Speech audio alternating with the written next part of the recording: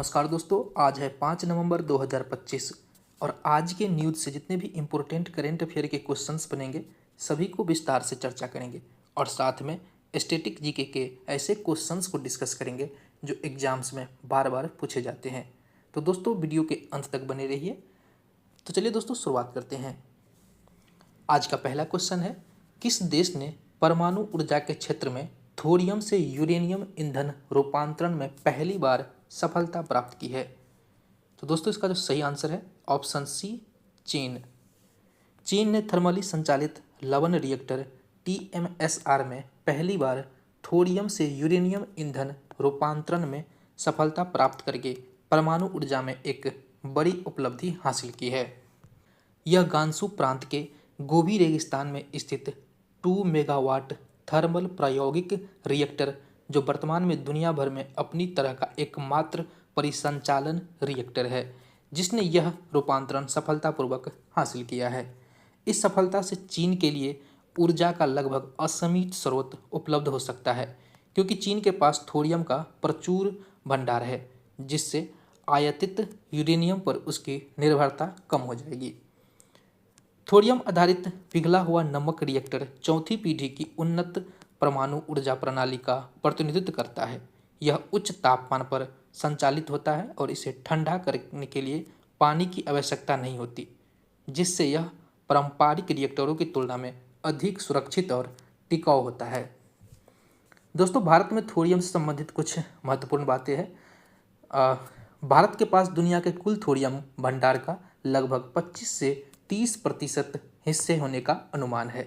ये भंडार मुख्य रूप से मोनोजाइट नामक खनिज रेत में पाए जाते हैं, जो केरल, तमिलनाडु, आंध्र प्रदेश और उड़ीसा के तटीय क्षेत्रों में प्रचुर मात्रा में उपलब्ध है। लेकिन दोस्तों प्रॉब्लम यह है कि थोरियम को सीधे ईंधन के रूप में उपयोग में नहीं लाया जा सकता है। इसे पहले विखंडन यूरेनियम 233 में बदलना पड़ता है। इस डिजिटल प्रक्रिया और तकनीक में महारत हासिल करने में समय लगता है। भारत का थोरियम कार्यक्रम एक दीर्घकालीन रणनीति है और वैज्ञानिक इसे सुरक्षित और टिकाऊ ऊर्जा स्रोत के रूप में विकसित करने के लिए लगातार प्रयास कर रही है।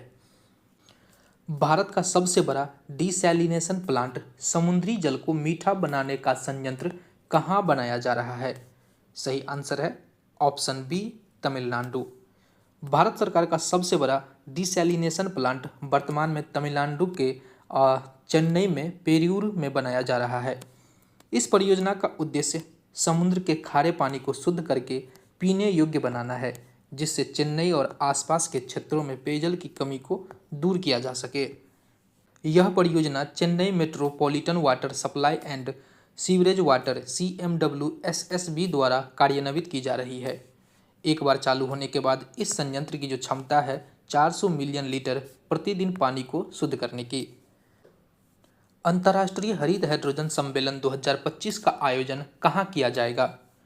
तो दोस्तों नवीन और नवीकरणीय ऊर्जा मंत्रालय द्वारा अंतर्राष्ट्रीय हरित हाइड्रोजन सम्मेलन 2025 का आयोजन 11 से 12 नवंबर 2025 को भारत मंडपम नई दिल्ली में किया जाएगा। यह सम्मेलन हरित हाइड्रोजन उत्पादन, अवसंरचना और मांग को बढ़ाने के लिए वैश्विक स्तर पर विचार विमर्श का मंच बनेगा। इसमें भारत के विभिन्न मंत्रालयों के साथ साथ अंतर्राष्ट्रीय संस्थाएं जैसे Irena, hydrogen Europe, H2 global foundation, Korea hydrogen alliance और पोर्ट रोटरडैम अथॉरिटी भी शामिल होंगे। तो इसका जो सही आंसर हो जाएगा ऑप्शन बी, नई दिल्ली।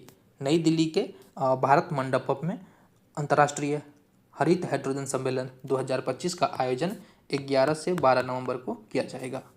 भारत सरकार द्वारा शुरू की गई अपार ID पहल का संबंध किस क्षेत्र से है? तो दोस्तों भारत सरकार ने राष्ट्रीय शिक्षा नीति 2020 के तहत one nation one student ID योजना की शुरुआत की है, जिसके अंतर्गत अपार ID automated permanent academic account registry जारी की गई है। यह एक डिजिटल छात्र पहचान होगी, जिसके माध्यम से प्रत्येक छात्र की शैक्षणिक यात्रा, उपलब्धियां और प्रमाण पत्र एक ही प्लेटफॉर्म पर संग्रहित रहेंगे। इससे शिक्षा क्षेत्र में लचीलापन, डिजिटल एकीकरण और सुविधाजनक ट्रैकिंग को बढ़ावा मिलेगा। तो इसका जो सही आंसर होगा ऑप्शन बी, शिक्षा। अपार आईडी का संबंध किससे है? शिक्षा क्षेत्र से। नेक्स्ट क्वेश्चन, किसने पेरिस मास्टर्स जीतकर एक बार फिर से एटीपी वर्ल्ड नंबर 1 का स्थान हासिल किया है? तो दोस्तों इसका जो सही आंसर है option C, जानिक Sinnar. जानिक Sinnar Italy के खिलाड़ी हैं। इन्होंने पेरिस मास्टर्स जीतकर एक बार फिर से एटीपी नंबर 1 रैंकिंग हासिल कर लिया है। इन्होंने कार्लोस अल्कराज को पछाड़कर अपना शीर्ष स्थान हासिल किया है। यह कहाँ के हैं? इटली के हैं। दोस्तों बात करें ये जानिक सिन्नर किस खेल से संबंधित है, तो यह टेनिस खेलते हैं। कौन सा खेल खेलते हैं? टेनिस खेलते हैं। Next question, India international bullion exchange IIBX पर स्पेशल कैटेगरी क्लाइंट के रूप में अपना पहला सोने का ट्रेड किस बैंक ने किया है? दोस्तों इसका सही आंसर है ऑप्शन सी, SBI, भारतीय स्टेट बैंक। भारतीय स्टेट बैंक ने 1 नवंबर 2025 को India international bullion exchange IIBX पर एक स्पेशल कैटेगरी क्लाइंट SCC के रूप में अपना पहला गोल्ड ट्रेड पूरा किया है। यह कदम भारत में स्वर्ण आयात और व्यापार प्रणाली को पुनर्परिभाषित करने वाला साबित होगा। SBI का यह कदम भारत में सोने के आयात और व्यापार प्रणाली को आधुनिक, पारदर्शी और कुशल बनाने की दिशा में एक महत्वपूर्ण मील का पत्थर है।